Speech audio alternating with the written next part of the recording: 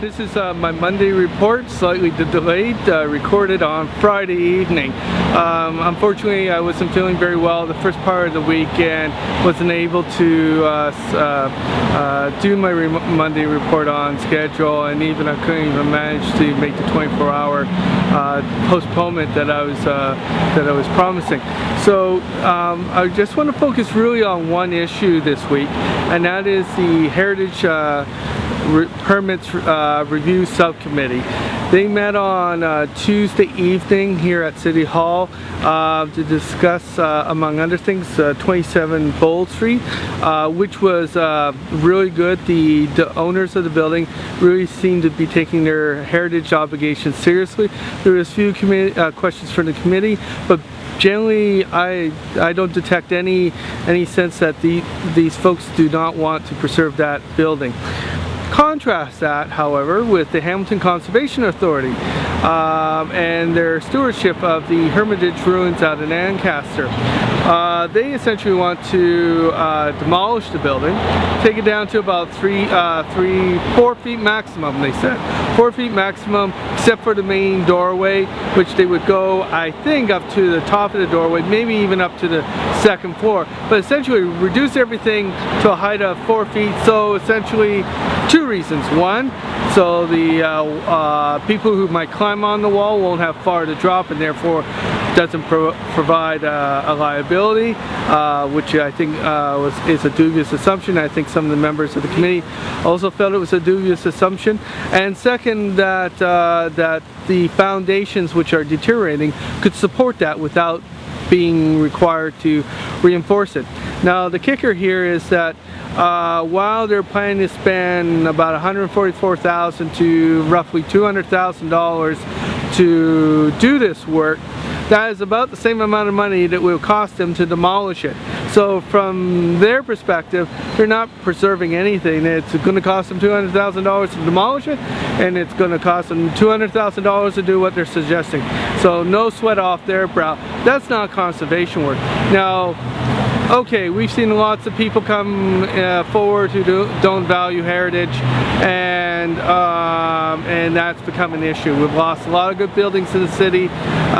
We're probably going to lose a few more, but we shouldn't aid the process. And part of the process is the Permits Review Committee, Permits Review Subcommittee. They're there to help the owner or the developer preserve the heritage that the building represents, and to find solutions to that problem. Maybe finding solutions a little bit too hard, but basically to ensure that people are not demolishing heritage designated buildings. And here we have an organization coming in and doing essentially that. Demolishing, or let's be generous, partially demolishing a building, really eliminating all the heritage designated features from it, and ruining a sense of the building as remnants of this mansion out in the wilderness, and reducing that. And what are they coming up with is they're talking more about how they could preserve the spirit of the building, how they could preserve the sense that there was a building there. Important points. I do not disagree with that. As I've stated before online, coming across this mansion in its dilapidated form, really, and in such a, it's not really a totally isolated environment. There's mansions just down the street from the Hermitage, but it is the location really does give you a sense of what it might have been like 150, 200 years ago, or even more than that, really almost 250 years ago, back in the days of being an early settler. In this case, this was a gentleman who had a lot of money, was able to build a nice summer cottage. At the time, the springs were considered a cure-all, and it had almost a sort of a spa-like resort feel, not necessarily the mansion, but the general area of it. So there is a very strong sense when you come up to the mansion, the mansion, you do feel what it must have been like in those early days to be connected to the land and to be connected to the seasons, which, you know, in our modern day of air conditioning and central heating, we don't necessarily grasp as much as we think we might think we could, especially after this past winter. So, but where's the permits committee here? They're talking about making, their main criticism is the ruins were too pristine, and then to make it a little bit more ruin-like. Well, that's not preserving heritage, that's creating a fantasy park. And and really the whole drift of the meeting was, you know, just preserve the image of it rather than the authenticity of it. And that's where I think, and to their credit, Hamilton Conservation Authority was trying to get at when they were asking, well, what if we tore the whole thing down and rebuilt it? Because it would be cheaper to do that than before. Would you have issues with that? Well, some would, some wouldn't, and I guess if you were building a dam and you were going to flood a valley and there was no way of stopping it, and you wanted to rebuild the structure up on higher land, that's the solution. But it shouldn't be the first solution, and it really gets at the heart of what you're doing is you're creating a fake building, because it's not the original building you saw. It's been a building that's been rebuilt somewhere else, in this case on the same location, but it's being reformatted. And again, I don't think the committee was really getting at the sense of it. And I really would like to praise, though, two people on the committee that really shone out. And I'm not going to try even saying their last names, I'll put it in a caption underneath, is Joseph and Rebecca. And I believe Rebecca, I'm sorry if I got the wrong woman, but I think Rebecca was sitting next to Joseph, and that's the woman I'm referring to. Both of them really seem to get the idea that the committee is about heritage preservation, not easing the process to demolition. And I think, you know, this committee's got to come a long way from where it seems to be at now. We got people running around the city right now because the guy may want to put a parking lot on his property. We have another owner who doesn't believe in the heritage property he has, and it's in the heart of downtown, and he's adamant that he's not going to save it because it's too expensive.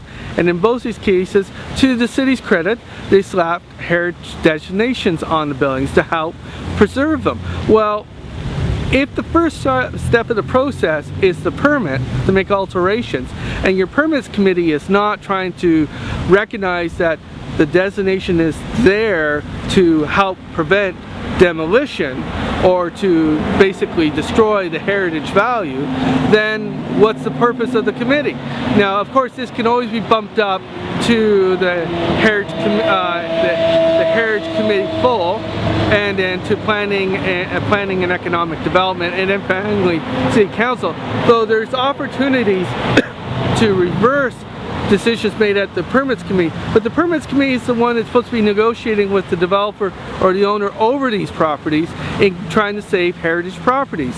And if their attitude is, well, you know, oh, you don't have any money, or you're not willing to do it, okay, here's the permit, which, you know, maybe that's a little bit of an extreme assessment, but sometimes that's what seems to come across, then you know, then what's the point of the committee? Let it be decided at full heritage committee or city council.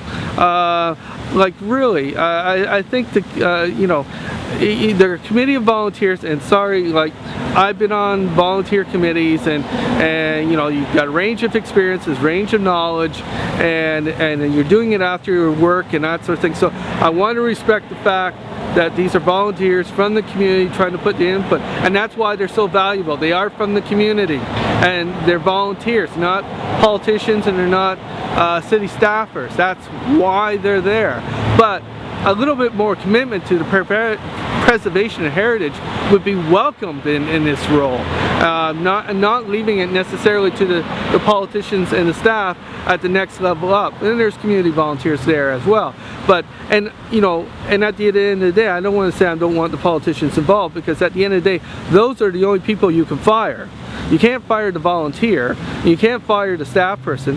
The politician has to do that, and the only way you can really hold the politician is the election time. It's election year right now, so a very I know other people feel the same way. A very frustrating experience, and they're much better here than they were on James Street Baptist Church. And as I've mentioned many times before, I'm not against the developer on that, but I do have not happy on the process that was reached to what I think was probably the right decision at the end and right results. But I think the way they got there was a lot to be desired. So anyhow, this is my report for this week. I'm sorry to just focus on the one issue, and it stands in stark contrast with the wonderful things that the owner of 27 Bold. It's really nice to see, because it is a beautiful building in a beautiful part of the Hamilton, and to lose it would be a great shame.